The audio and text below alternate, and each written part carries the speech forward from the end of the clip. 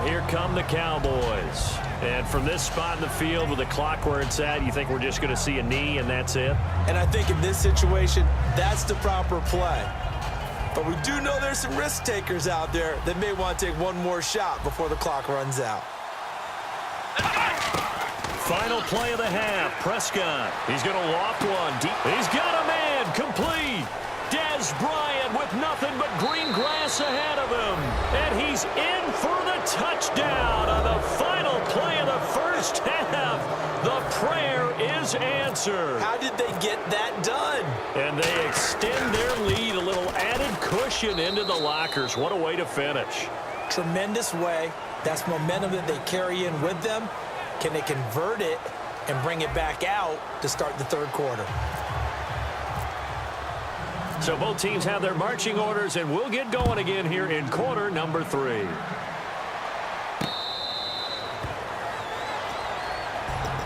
The Packer offense now ready to get back onto the field. They have the ball here for the inaugural drive of the second half. Pretty big deficit, though. We'll see what adjustments were made in that locker room.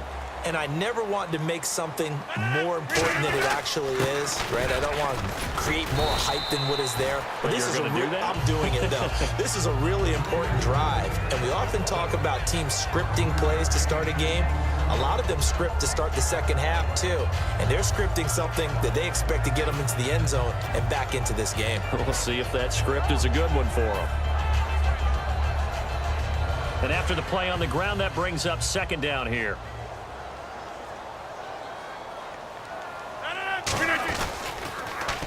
Now they'll run it on the toss.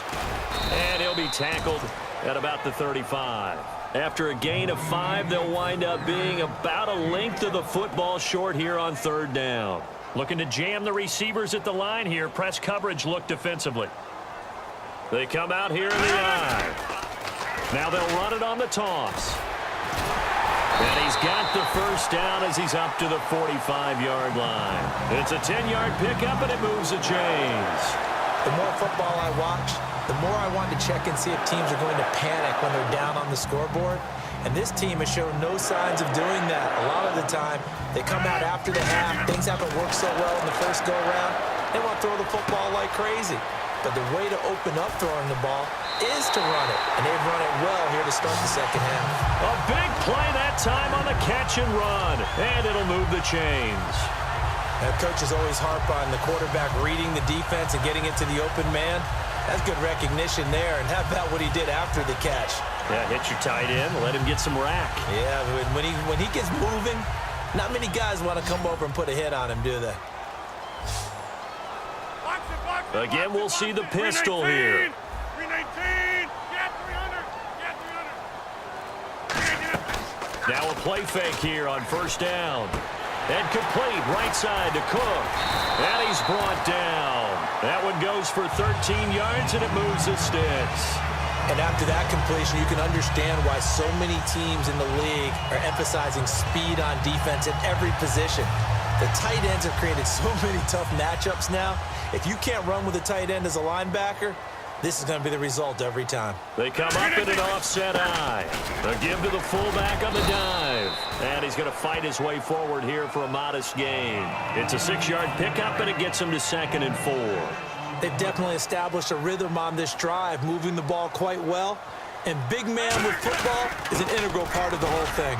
And he's going to be brought down just shy of the 5 at the 6.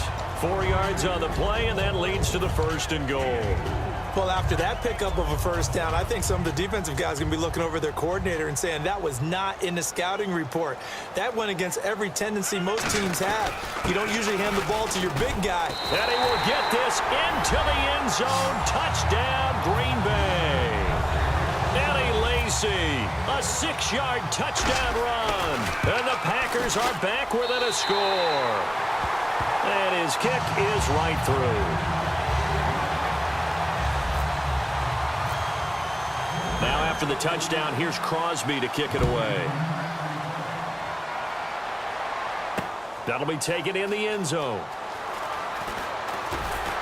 And he'll wind up about 4 yards shy of where he would have been if he had taken a knee, as they'll start at the 21-yard line. The Cowboys offense now, they head out for their first possession of the second half. And following that long touchdown pass, a one-play drive last time, to see if the defense, you know they're ready. They don't want that to happen again. And you would have thought they would have been ready the last time. That's what you work on all the time. Make sure that no one gets behind you. That's the cardinal sin of defense, not giving up the long pass. They did. Let's see how they adjust. What a catch, and one-handed, and I'm starting to lose my awe about the play, and maybe I shouldn't. How much of this is the player? How much of it is the glove? Well, those gloves, they do have a little grip to them, They don't get that they? little extra tackiness to them now, and I know the guys in the NFL, the competition committee, some other places, they're talking about examining those gloves to see if they're having too much of an effect on the game. A good pickup there, 8 yards on the first down completion. It's a game of matchups, and that's why you take your receivers and move them around a bunch, especially your best guys. And when they work out of the slot, you often hear the coaches talk about how great it is because it gives you a two-way go. You can break out or you can break in. That makes it hard to defend. Trying here for Bryant, and it's intercepted. Then it's Clinton Dix with a pick. And a great return as he takes us up just shy of the 45. The Packers offense now heading back out onto the field. That last drive, it was a good mix. Run, pass, defense on their toes. And what really helps out in a big way is when you're doing the run-pass mix and everything's working, that means that they're guessing wrong every time on defense. They think you're going to pass when you run and vice versa. I would continue that, and when they finally draw a beat on you, maybe you mix it up a little bit, a little play action, and throw the ball. And will they maintain that balance? Time to find out. Little lull in the action here to go over an offseason storyline that's kind of interesting. L.A. a couple years ago, they have no teams, and now they're going to have two with the move from San Diego to L.A. What does that mean for the league and for the Chargers? It seems like an easier transition, doesn't it, than St. Louis when they moved back to Los Angeles. Less culture shock. Less culture shock, less, obviously geography, the whole deal. But it's a transition is not going to be easy. Remember, they're going to go play in a soccer stadium, essentially, for at least the first couple of years before they share a stadium with the Rams. So that changes things. Obviously, trying to create an identity in the market they haven't been in a long time. They began as the Los Angeles Chargers, but only played one season as such. Hey, 626. Throwing is Rodgers on third down. Into a double team, and it's intercepted. Picked off by Brandon Carr. And his guys are going to take over at the 39-yard line. Now Dallas gets set to take the field. And the interception last time on the opponent's side of the field, certainly not what they wanted. Put it mildly, that is so frustrating because that signifies there's a drive going on. You're in good spot. Great place to run some of your best offense. Instead, they turn the ball over. Yeah, turned the ball over last time. See if they can avoid doing it here. He couldn't quite hold it. Got hit. Ball pops out. Incomplete. We know it's not an easy job to go out and catch passes when people are trying to tackle you and knock the ball away. But the bottom line is, that's a pass he's got to have and a pass he should have caught. Come on, let's go. Here's Elliott. And he will be brought down at about the 43 that time. Call it a gain of 4, and it'll leave him with a third down and 6 to go. And the offense facing a 3rd and 6. On third down, it's Prescott. He hits Beasley right side. Back now at Lambeau. It's the Cowboys with the football. They'll be looking to tack on to their lead as we get set for the 4th. Out now comes the Cowboys punter. And surprisingly, this is the first punt of the game for either team.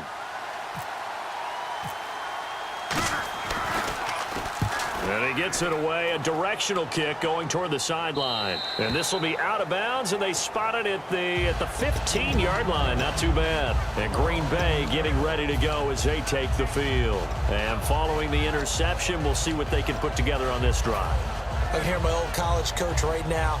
He always used to tell us before every game, the team making the fewest mistakes will win. What they're hoping is that last mistake is their only one of the game. Coaches, that's all they talk about, turnovers, right? Minimizing those and maximizing opportunities.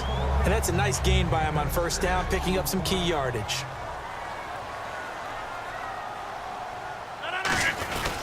And again, they'll go right back to their fullback. It'll be a pickup of a couple, and it leaves them with a 3rd and 3.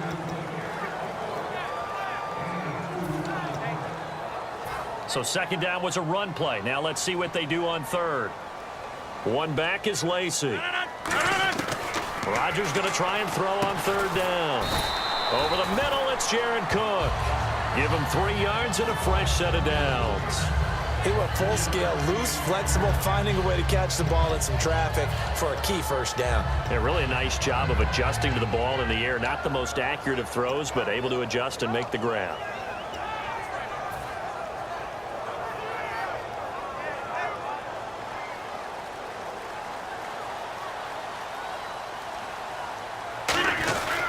They've gone to their fullback quite a bit. He'll get it again. 3 yards on the pickup there, and it'll be second down.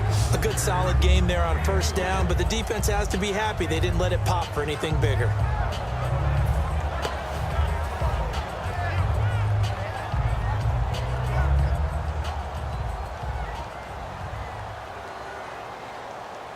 They come up in an offset eye. They stay on the ground. This time it's Lacey. And this one goes nowhere. Losing yardage back at the 22. It goes as a loss of 6. And now 3rd down.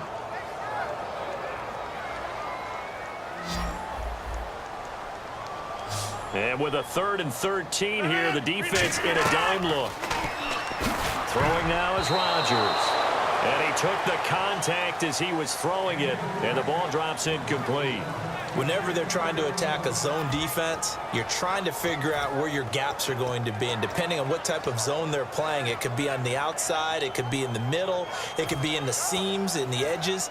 In this case, they tried to attack the middle of the field, but this zone defense didn't allow it because they were able to see the ball come off the quarterback's hands, and everyone was able to react to the football and knock it away.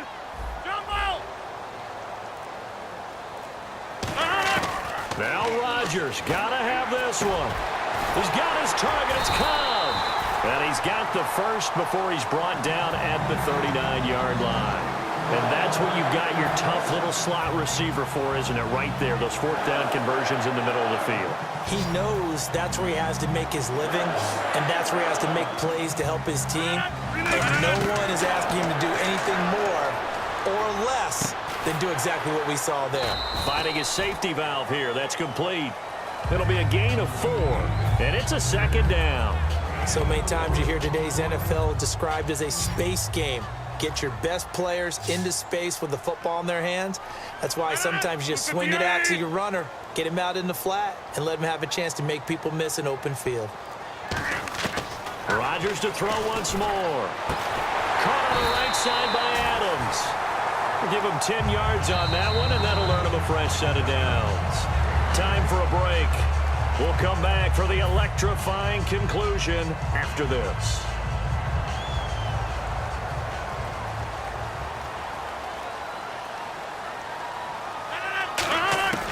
Throwing on first down is Rodgers. And he can't get a throw off. He's taken down. What a huge play at this point in the game.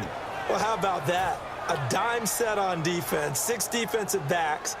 None of them blitz. They're just back there in coverage. Defensive lineman gets the sack. That's where the O-line, they go to the sideline, they keep their helmets on so the cameras can't find them, right? Yeah, the cameras can't find them, but I know one thing. The O-line coach will. Well, any caused incompletion is good for a defense, but when you add to it that you get a little hit on the quarterback, knock him to the ground, make him think a little bit, hopefully knock him off his game, especially in a game of this magnitude, this tight in the 4th quarter, got to feel pretty good as a defense. He's back to throw. It gets it over the middle to Cobb. And he'll be taken down, but not before getting this inside the 30. Of course, the catch was nice, but how about what happened after? Able to stay on his feet and gain all that additional yardage. So many of these slot guys, I think, have running back in their background. Back to throw.